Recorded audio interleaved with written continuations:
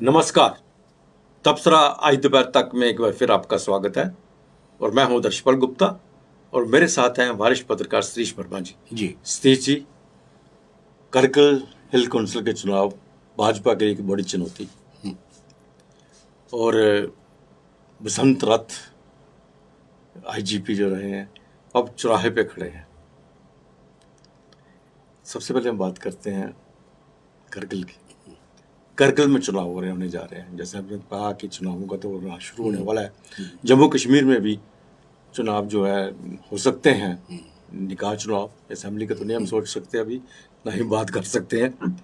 लेकिन करगिल हिल काउंसिल के चुनाव हैं जो वो होने जा रहे हैं।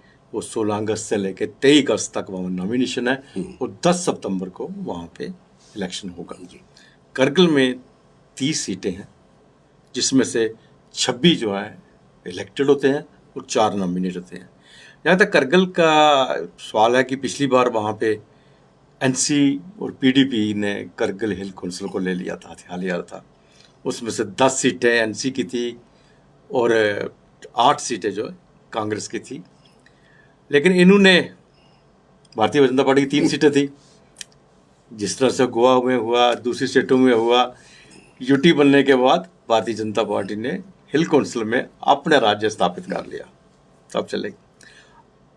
अब की बार भारतीय जनता पार्टी अकेले चुनाव लड़ने जा रही है वहाँ पे और अब देखते हैं, क्योंकि एक बहुत बड़ी चुनौती है भाजपा के सामने वहाँ पे। और दूसरी सबसे बड़ी बात यह है कि एनसी पीडीपी कांग्रेस सभी वो इंडिया के नीचे जो आ रहे हैं ना, गठबंधन बना हुआ है। हिल काउंसिल में वहाँ पे सिर्फ एनसी और कांग्रेस में गठबंधन है, पीडीपी वहाँ से बाहर है। मतलब ये इनकी दोहरी चाल चल रही है। अपनी सुविधा अनुसार जहाँ उनको लगता है एनसी के साथ गठबंधन बना ले, जहाँ जो लगता है कांग्रेस का गठबंधन बना ले, जहाँ लगता है पीडीपी के साथ गठबंधन बना दे, कम्युनिस्ट पार्टी के साथ गठबंधन बना दे, जहाँ किसी और पार्टी बना दे। ये सब चीज़ें अभी सामने आ रही हैं। इसीलिए भारतीय जनता पार्टी को मौका मिल रहा है इंडिया को क्रिटिसाइज करने के लिए, लेकिन अब फिलहाल हम करगिल पे ही बात करेंगे। नहीं, आप बिल्कुल ठीक कह रहे हैं। देखिए, कारगिल का चुनाव इस बार कई मायनों में खास है। खास इसलिए भी है कि कारगिल के इतिहास के बारे में जैसा ने बताया कि 26 निर्वाचित और 4 नामांकित। कारगिल की एक हिस्ट्री ये भी है, जो कारगिल संघर्ष हुआ 99 में, उस वक्त और आज तक हम देखें का ये शिया बाहुल्य इलाका है, पूरा रीजन। एक भी आतंकवादी पाकिस्तान की हज़ारों कोशिशों के बावजूद कारगिल से एक भी टेररिस्ट नहीं निकला। ये उसको सल्यूट करते हैं हम। कारगिल के लोगों में 50 तरह की नाराज़गी दिल्ली से होंगी और हैं भी, दिल्ली की गलती हो या किसी भी गलती हो, लेकिन भारत के खिलाफ या राष्ट्र के खिलाफ उन्होंने कभी आवाज़ उठाई। एक बात ये होगी। दूसरी बात ये है, ये चुनाव 5 अगस्त 2019 के बाद पहली बार होने जा रहे हैं, जब यूटी का निर्माण हुआ। पिछला जो हिल काउंसिल का चुनाव हुआ था अगस्त 2008 में हुआ था, 2018 में। आप देखिए कि इन हाल के वर्षों में 2, 2.5, 3 साल जब ये यूटी बन गई, उसके बाद जिस प्रकार की मांगे उठनी शुरू हुई, केवल ले रीजन में नहीं, कारगिल रीजन में। हैरत की बात यह है कि हमेशा ये हम सुनते आए हैं बड़े सालों साल से कि ले और कारगिल में कभी भी एक मत किसी विषय पे नहीं बना उनमें, बल्कि मन मुटाव चलता रहा विभिन्न विषयों को लेकर।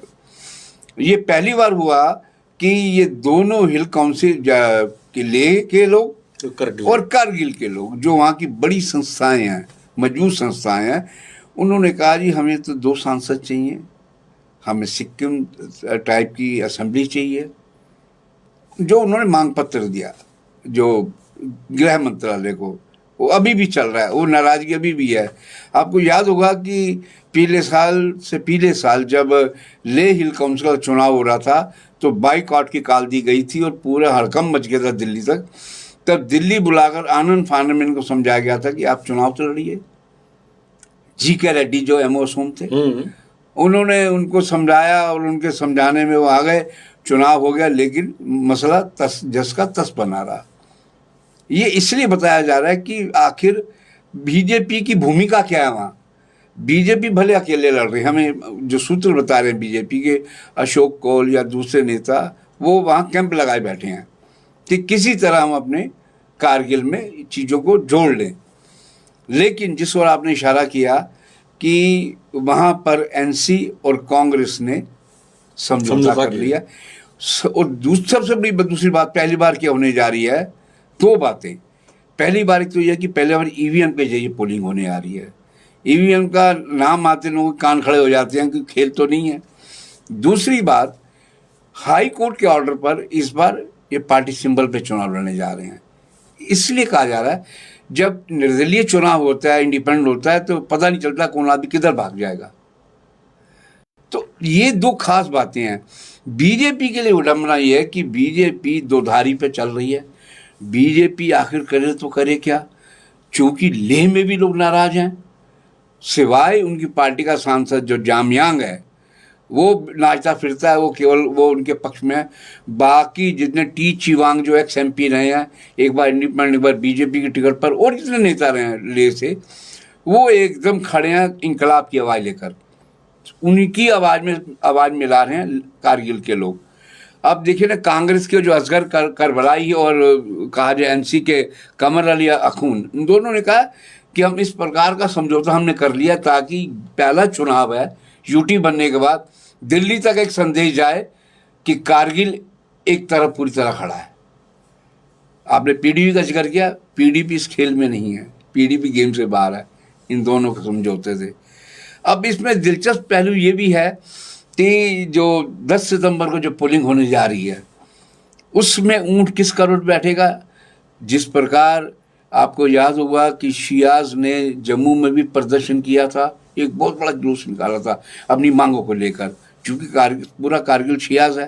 तो हम समझते हैं कि बीजेपी के लिए ये एक ऐसी चुनौती है जिसका, अगर ये चुनाव जीत गए, बीजेपी अगर जीत जाती है, तो उसको बीजेपी ढोल धमाके के साथ पूरे देश में मनाएगी। बिल्कुल सही कहा। देखिए, अगर हम कारगिल जीत के कारगिल को जोड़ेंगे कारगिल युद्ध के साथ। बिल्कुल बिल्कुल बिल्कुल। अगर इतिहास की बात करें तो ये कारगिल की सीटें हमेशा नेशनल कॉन्फ्रेंस के पास रही हैं। बिल्कुल। और जो लेह की है वो कांग्रेस में, वो कांग्रेस के पास। भारतीय जनता पार्टी की एंट्री इसी पिछले चुनाव में ही हुई। बिल्कुल बिल्कुल बिल्कुल।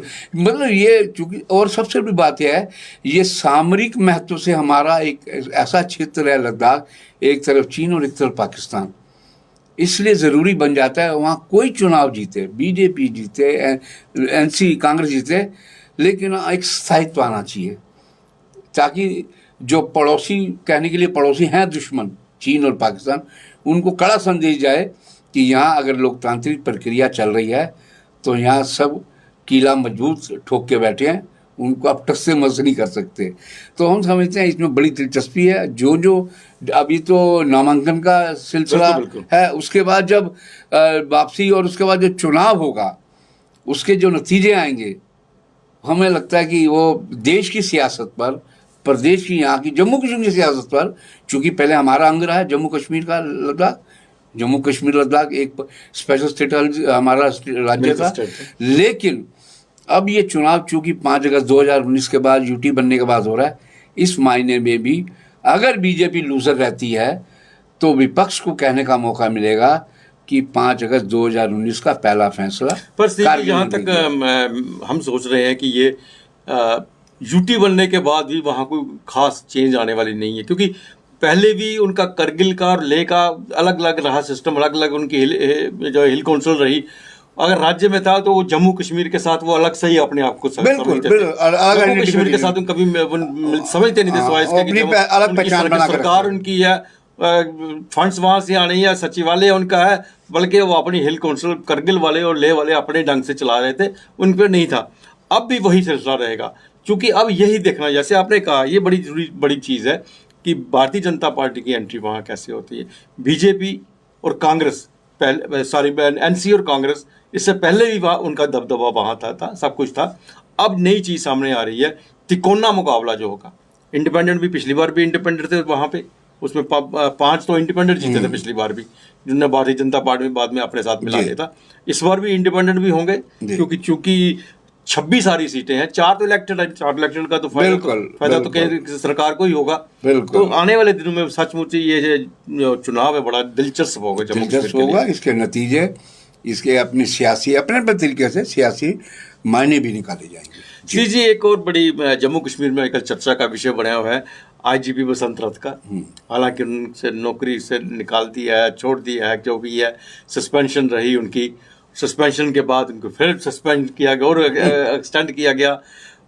चर्चा ये नहीं है, चर्चा ये है कि एक ही स्टेट के एक आईपीएस है कि आईएएस है, दोनों रिजाइन करते हैं। एक का रिजाइन एक्सेप्ट किया जाता है, उसे सस्पेंड किया जाता है, या उसके बाद उसको फिर सस्पेंड किया जाता है, फिर उसको नौकरी से निकाला जाता है। दूसरे का जो है उनको वापस लिया जाता है। हालांकि उन्होंने पोलिटिकल पार्टी भी अपनी बनाई और लग भी रहा था कि इनको कि ये हमारे हित में नहीं है पार्टी है, और उसके बावजूद भी उन्हें वापस लिया जाता है, फिर नौकरी पे लगाया जाता है। ये एक बड़ी चीज़ सामने आ रही है जम्मू कश्मीर के। दो बातें सामने आ रही है। दूसरी बात है कि आजकल बसंत रात बड़ी चर्चा में बने हुए हैं, अपने वीडियो शेयर कर रहे हैं, अपने घर का बुरा हाल दिखा रहे हैं। वो कह रहे हैं कि मेरी सिक्योरिटी मुझसे छीन ली गई है, मेरा मकान देखो, मेरा कमरा देखो, मुझे तंग किया जा। डीजी दिलबाग सिंह पे इल्ज़ाम लगा रहे हैं। वैद जो है हमारे एसपी वैद जो पूर्व डीजी, उनके बारे में कुछ कह रहे हैं। मतलब एक, और साथ में ये भी कह रहे हैं कि मैं भारतीय जनता पार्टी में मिल के, भारतीय जनता पार्टी ज्वाइन करके काम करूंगा। मैं कश्मीर जा रहा हूं, मुझे काम करना है वहां, लेकिन मुझे सिक्योरिटी तो दो, मेरी सिक्योरिटी को छीन ली है। दूसरी तरफ आज एक बड़ी फेक लेटर आया था जिसमें इन्होंने भारतीय जनता पार्टी की ज्वाइनिंग दिखाई थी, लेकिन बाद में पता चला कि ये फेक लेटर है नहीं, क्योंकि नीचे वाला हिस्सा किसी का सिग्नेचर का वाला वो था नहीं, सिर्फ इतना ऊपर का ही पोर्शन था।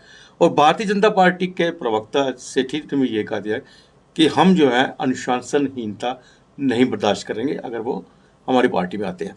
नहीं, आप देखिए, इसके दरअसल कई पहलू हैं। ये हमने देखा कि इनकी जो कार्य प्रणाली रही, अपना इन्होंने जिस प्रकार से काम किए, इनके व्यवहार को लेकर सवाल हमेशा खड़े होते रहे कि ये अपने जो वरिष्ठतम अधिकारी थे, हमें याद आता है कि जब डॉक्टर एसपी वैद डीजीपी थे, उनसे भी इनकी भिड़ंत हुई थी और फेसबुक पर, ट्विटर पर इनके जवाब सवाल चले थे। अब दिलबाग सिंह के साथ इनका रहा। हमने क्राइम रिपोर्टिंग के अंदर, हम बताएं अदर जी, मैं मनोहर कानिया में रहा, ब्लिट्स में रहा, सहारा का तो क्राइम चीफ था अखबार में दिल्ली में। मेरे बड़े बड़े आईपीएस अधिकारियों के साथ संबंध रहे, और वो अधिकारी जो जिनकी प्रतिष्ठा और जिनकी तूती बोलती थी। मैंने इस प्रकार का झगड़ा नहीं देखा अपनी लाइफ में कि एक इंस्पेक्टर स्तर का, एक आईजी स्तर का अधिकारी डीजीपी को हिट कर रहा है और तर्क दे रहा है अपना। एक बार आपको याद होगा कि जब डीजीपी एसपी वैद थे, उन्होंने कहा कि आप वर्दी क्यों डालते, ये काली सी और ट्रैक सूट डाल के ड्यूटी पे आते थे। तो इन्होंने रिएक्ट किया था कि जो वर्दी डाल के रहते थे वो उन्होंने क्या कर लिया था, मैं तो फिर सिस्टम ठीक कर रहा हूँ। मतलब अपना तर्क, कोट एंड कोट कुतर्क या तर्क, ये अपना देते रहे। लेकिन सतीश जी एक चीज है, जब आप यूनिफॉर्म पहनते हो तो उसका डिसिप्लिन तो आता ही है। बिल्कुल, बेल्ट फोर्स के साथ। और सबसे बड़ी बात है कि आप एक ऐसी संस्था में आपको डिसिप्लिन का रहना पड़ेगा, ये पहली शर्त होती है। आप अपनी मर्जी से सिस्टम को नहीं चला सकते। उस टाइम भी कंट्रोवर्सी हुई थी, बड़ी बड़ी कंट्रोवर्सी। लेकिन इस आदमी की एक हम जो प्लस पॉइंट कहेंगे, तब जितनी ये मैटर वो फरलो कागजों पे चल रही थी, नहीं, सुधार तो किया, वो सड़क से आउट हो गई थी। मान लीजिए मेरे पास एक मेटाडोर का परमिट है, मैं ट्रैफिक पुलिस से मिली भगत करके 4 मेटाडोर चला रहा हूँ, मतलब कि वो सब चीज़ें सड़क से गायब हो गई थी, क्योंकि इसका मालूम नहीं था कहाँ से निकल के बसंत रथ आ जाएंगे और कागज पकड़ लेंगे। और केवल मेटाडोर की बात नहीं है, दोपहिया चौपहिया जितने वाहन चालक थे वो भी देखते थे चौराहे पे बसंत रथ, भैया सीधा हेलमेट डाल लो, सीधे हो जाओ, बेल्ट बांध लो। ये एक भावना पैदा की थी। हम समझते हैं कि आदमी अच्छा काम करे, लेकिन उसका आचरण भी अच्छा होना चाहिए। ये कहाँ मार खा गए, ये शायद इस आचरण खा गए, लेकिन इनके एक आचरण में ये भी प्लस पॉइंट था, इनके ऊपर कोई करप्शन का चार्ज हमने नहीं सुना। हमने नहीं सुना। दूसरा ये है, बच्चे कहीं मिलते थे जेब से खर्च करके टॉफ़ी पकड़ा देना, आइसक्रीम पकड़ा देना, ये इनके जीवन का, इनकी कार्यशैली का एक अलग पहलू है। लेकिन जिस प्रकार से ये आरोप है कि ये गाली गलौज पे भी उतर आते थे, गाड़ी की चाबी निकाल के गाड़ी चाबी ये निकाल, कर देना, वो कर देना, तो ये सब चीज़ें जो चलती रही ना, उनके साथ ये विवादों में घिसते गए बसंत रथ। अदरवाइज अगर देखा जाए कि इनको जिस प्रकार से, देखिए यूपीएससी क्लियर करना कोई इतना सहज काम नहीं है, पापड़ बेलने बड़ा दिमाग लगता है। और आप एक आईपीएस अफसर बनते हैं या आईएएस अफसर बनते हैं तो बड़ी आपकी कुर्बानी आपने दी होती है अपने को कंट्रोल करके, उस ओर ध्यान देके 100%।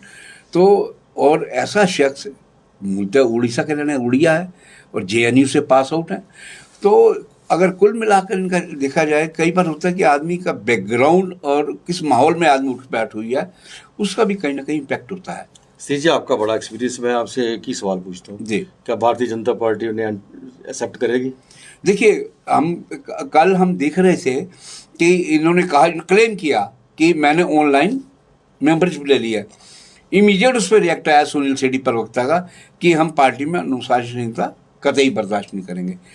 चूँकि बसंत रथ एक नॉन फिगर है पूरे जम्मू कश्मीर में, इनके आचरण, इनकी कार्यप्रणाली को लेकर मैं समझता हूँ कमोबेश हर पॉलिटिकल आदमी, चाहे रूलिंग का हो या अपोजिशन, सब जानते हैं। और लोग इस बात को लेकर भी हैरान हैं कि ये बीजेपी में क्यों शामिल होना चाहते हैं।